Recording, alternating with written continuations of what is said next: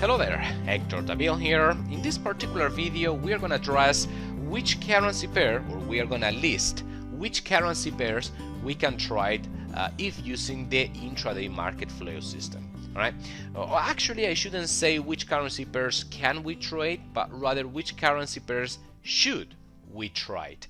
And in a minute you will see why you want to leave some specific currency pairs out of your trading list. So, what do we get by comparing the spread cost with the average daily range? Well, what we get is how efficient or how proportionately expensive that currency pair is to be traded from an intraday point of view. Now, let me try to explain what I mean. Imagine one hypothetical currency pair had a spread cost of just 1 pip to enter the trade, whereas the average daily range was 10,000 pips.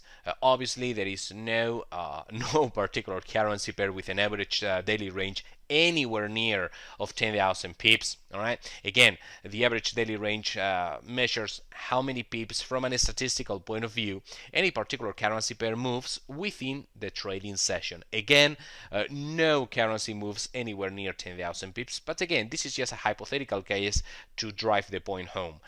If you were to trade that currency pair which only costs you 1 pip to enter the trade, and potentially you can make 10,000 pips every single day, right? Since, well, it moves on average 10,000 pips, so on hypothetically or potentially you could make 10,000 pips every day, you know, trading that currency pair. Do you reckon 1 pip of commission cost is expensive or is rather reasonable? Well, it's obviously very cheap. Okay, that currency pair would be extraordinarily cheap because you just need to pay 1 pip in order to make potentially up to 10,000. Now let's flip that around. Let's imagine there is a currency pair with a spread cost of 20 pips and an average daily range of 60 pips. Okay, that means that the maximum potential profit we can get on any given day is 60 pips, and just to click on the entry button, okay, on the buy or sell button, we need to pay 20 pips. All right, so basically we need to pay 33% of the entire potential maximum profit we can make out of that trade goes again exclusively just to pay the spread commission cost. Obviously, we don't need to be any type of genius to realize that that's extraordinarily expensive, and therefore that currency pair would be rather inefficient. Okay, a rather inefficient instrument as to trade from an intraday point of view. We just cannot pay 20 pips in order to make 60. Again, it's just too expensive. So, well, that's what the 5% rule actually is for, in order to determine what currency pair or which currency pair is efficient or is, let's say, doable from an intraday trading point of view, and which one is just out of, it's out of our hand because it's just not cost efficient. All right, any currency pair with a spread versus average daily range ratio above 5% is a no-go. It's too expensive. You cannot pay more than 5% of the spread cost as per the average daily range. Again, from an intraday point of view, all right? As an intraday trader, you should not pay more than 5%. Obviously, that depends on your broker, on whatever broker you trade through. All right. Every different broker has different spread commission structures, and you will find again different commissions for different currency pairs depending on what broker you decide to trade through. I cannot possibly review all the different forex brokers here. So you will have to do your own research as far as which forex broker gives you an acceptable or reasonable spread cost for your trades. But again, we are going to be using the 5% rule in order to determine which currency pairs can be traded from an intraday point of view and which ones are to be left outside. Now, just so you don't go about manually calculating the spread versus average daily range ratio, I'm going to provide you with a custom indicator that's been coded for me by my professional programmer. You can find the link of this indicator. Is called the ATR projection. All right, and again, you can find the link right under this video. All right, just download it into your MetaTrader 4 platform and attach it into any forex chart. Once you attach it into a chart, it will tell you the average true range or average daily range. Again, is exactly the same thing. For this particular currency pair, the American dollar against the Japanese yen is 125 pips. Obviously, as more market volatility changes in the market, the average daily range obviously also changes, since it's nothing but a statistical average. But at least as of right now, the average daily range for this particular currency pair is 125 pips.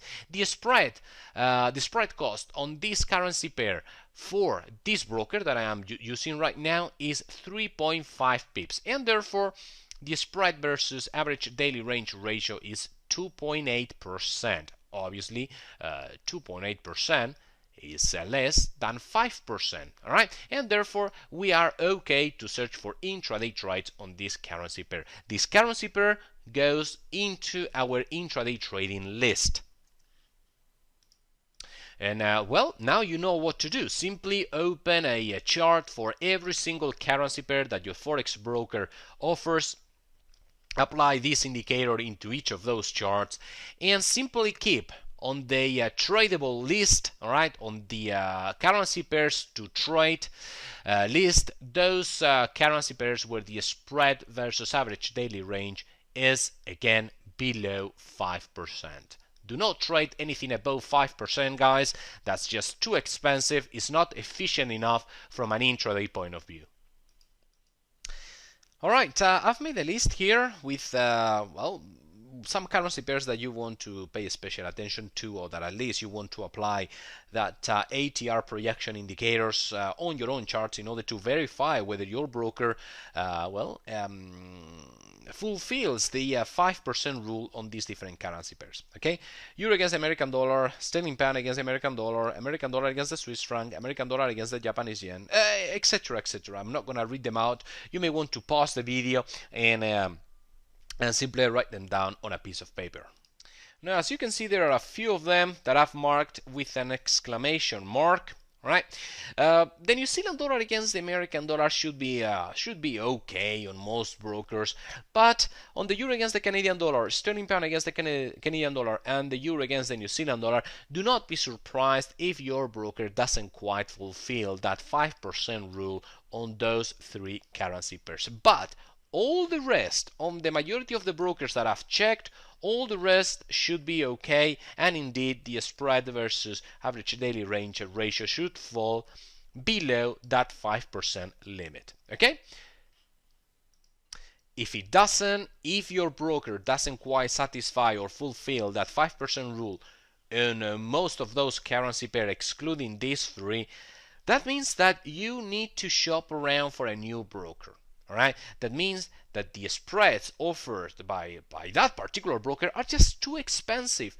And hey, at the end of the day, you are the customer here. All right, it is your right to search for better trading conditions. So if you see that you cannot, I don't know, that you need to start ticking out some particular currency pairs out of your trading list, don't settle for that. I mean, there are plenty, there are dozens, literally dozens forex brokers out there. So just shop around, all right? Shop around until you find one offering cheap enough spread costs.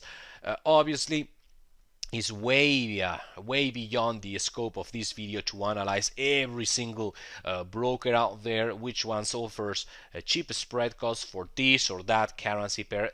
I'm sorry, but I just that would take me like 2 hours on this video to just go through all of them. So I'm just gonna leave that bit to your own research, all right? But again, it shouldn't take long for you to find a broker with acceptable spreads, all right? Okay, now that's all for this video. Now you know which currency pairs we are gonna try the intraday market flow system on, right? All those currency pairs fulfilling the 5% rule, and those are the ones that we are gonna be focusing on from now on. I'll be waiting for you at the next video. Thanks.